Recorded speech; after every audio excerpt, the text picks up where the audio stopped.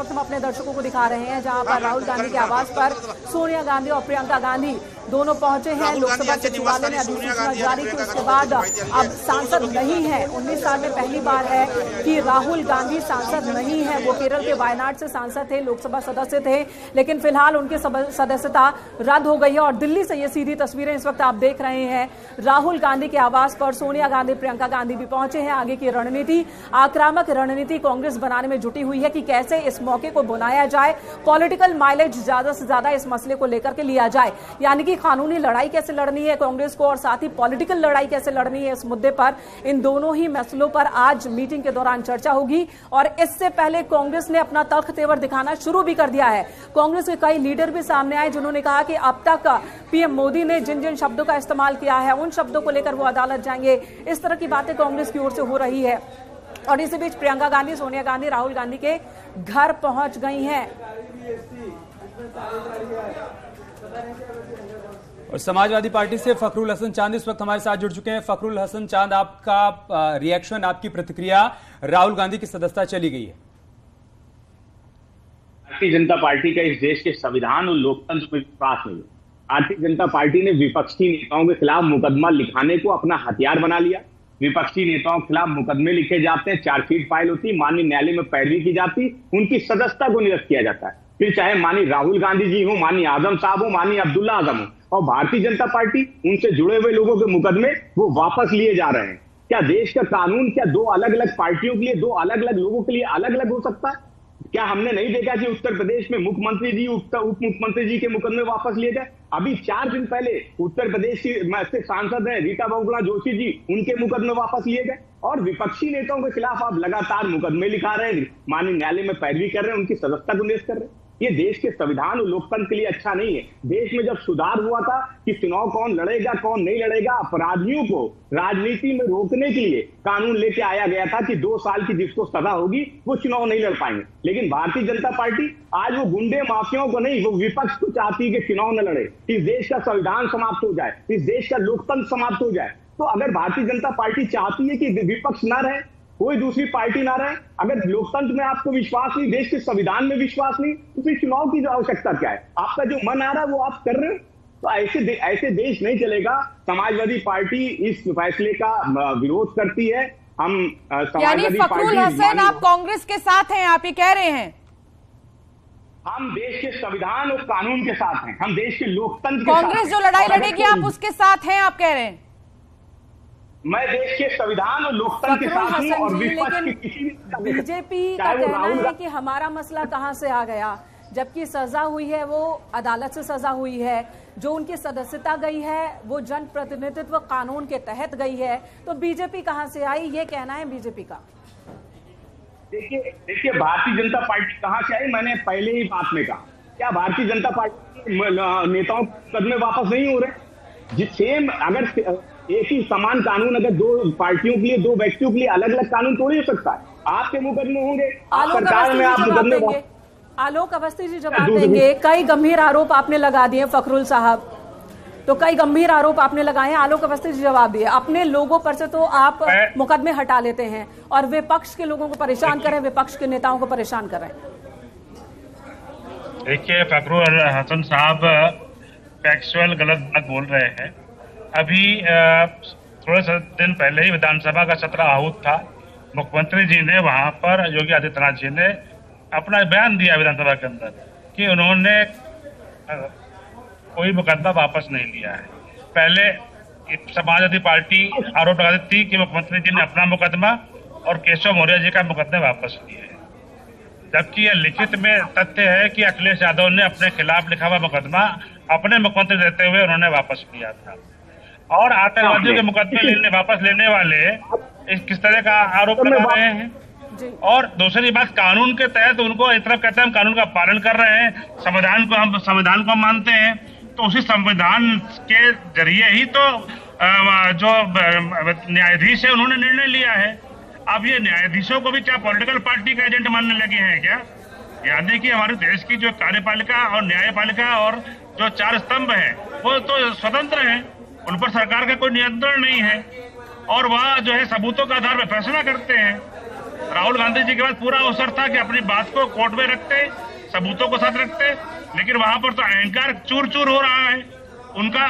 तो संविधान जो है राहुल गांधी का अहंकार चूर चूर कर चुका है, क्योंकि पिछली जातियों को गाली देना, उनको चोर बोलना, क्या होगी? कांग्रेस अपराध की है। अब मीटिंग हो रही है, कांग्रेस की मीटिंग लगातार बैठ के चल रही है, बड़ी मीटिंग 5 बजे होनी है। और सवाल फखरुल जी आपसे है कि क्या इस लड़ाई में पूरा विपक्ष, इसी मुद्दे पर पूरा विपक्ष का एकजुट हो जाएगा? क्योंकि अभी तक तो आपके राष्ट्रीय अध्यक्ष यही कह रहे थे कि कांग्रेस को फैसला लेना है कि कांग्रेस कहां खड़ा होना चाहती है। तो क्या इस मसले पर अब पूरा विपक्ष एकजुट हो जाएगा 2024 से पहले? देश के संविधान और लोकतंत्र को बचाने के लिए पूरा विपक्ष एक है। अगर राहुल गांधी जी के साथ इस तरीके की जो भारतीय जनता पार्टी की सरकार ने मुकदमा लिखाया, पैरवी की, चार्जशीट फाइल की, सजा दी, सदस्यता दिलाई, सदस्यता निरस्त की, उसके बाद क्या समाजवादी पार्टी भी कांग्रेस के साथ खड़ी हुई है?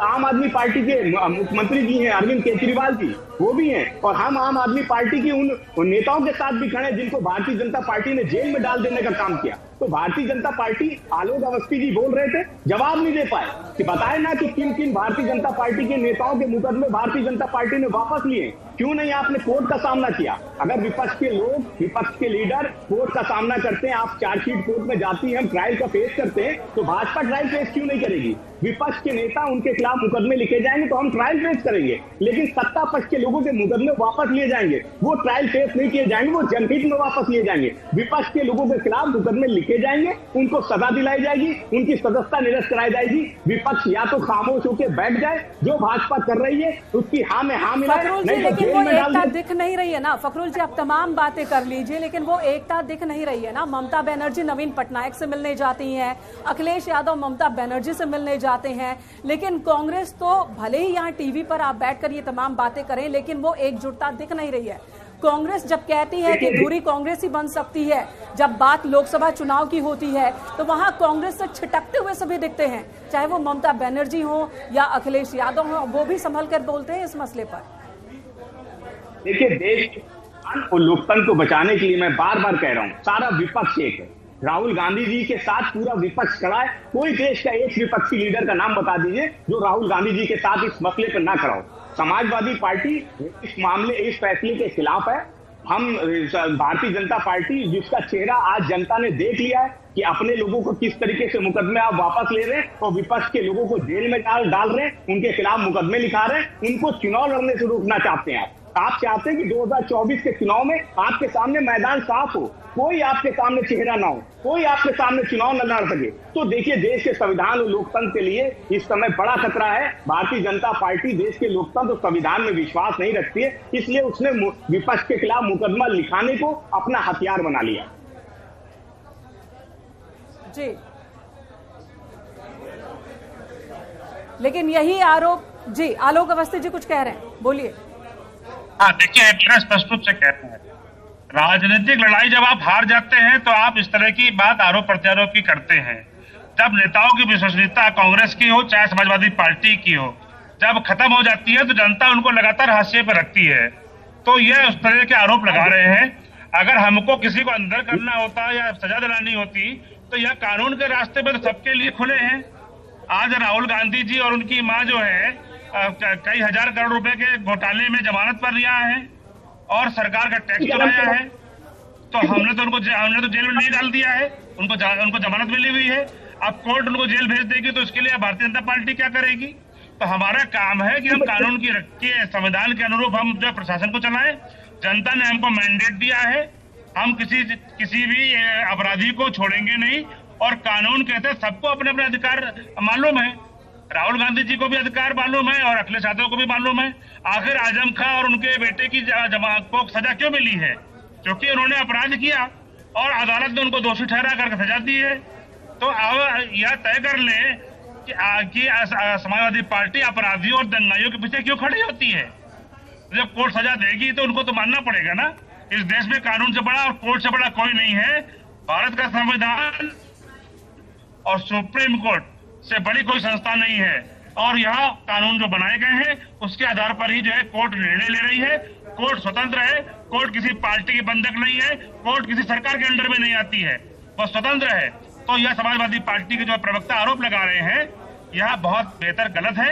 आप अपने को सुधारें, अपराधियों से दूरी बनाएं, आतंकवादियों से दूरी बनाएं, तो जनता शायद आपके साथ खड़ी होने का कोशिश करे।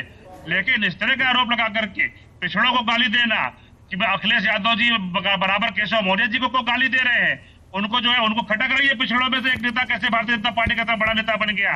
उसी तरीके से पिछड़ों का बड़ा नेता नरेंद्र मोदी जो राहुल गांधी की आंखों में खटक रहा है, जो अखिलेश यादव की आंखों में खटक रहा है, जो देश का बेटा है, देश के लिए जी रहा है, 24/7 365 दिन काम करता है, कोई छुट्टी नहीं लेता है, वह इनकी आंखों में खटक रहा है। इस तरह के लिए आरोप प्रत्यारोप कर रहे हैं और देश का संविधान से चलेगा और देश का संविधान अपना काम कर रहा है। देश मजबूत हाथों में है और जनता ने उसको मैंडेट दिया है देश के नेता को। आप रिस्पॉन्ड करना चाहते होंगे, लेकिन मैं क्वेश्चन ऐड कर दे रहा हूं। देखिए, संविधान के और कानून के मुताबिक राहुल गांधी की सदस्यता जाए तो गलत है, आजम खान की सदस्यता जाए तो गलत है, अब्दुल्ला आजम की सदस्यता जाए तो गलत है, लेकिन अगर विक्रम सैनी की सदस्यता चली जाए तो सही है। ये दोहरा पैमाना कैसे? ये सवाल मुझसे है जी? नहीं, मैं तो दूसरा, मेरा सवाल दूसरा है। आलोक अवस्थी जी ने आपको नहीं बताया कितनों लोगों के मुकदमे भाजपा ने वापस लिए? उनकी लिस्ट जारी कीजिए ना। सुनिए, और अगर कोई फखरुल हसन, बार बार आप लोग जब टीवी पर आते हैं ये बात करते हैं, आपके पास कोर्ट के दरवाजे खुले हैं ना, जाइए वहां पर, आप जाकर वहां पर अपील करिए कि भारतीय जनता पार्टी की सरकार जहां जाए वहां पर नेताओं के ऊपर से मुकदमे वापस लिए जा रहे हैं। सवाल मैं आपसे कर रहा हूं कि विक्रम सैनी की सदस्यता जाए तो सही है और बाकी अगर विपक्ष के नेताओं की सदस्यता जाए तो गलत है। ये दोहरा पैमाना क्यों? नहीं, मेरा भी तो यही पूछना है कि दोहरा पैमाना क्यों?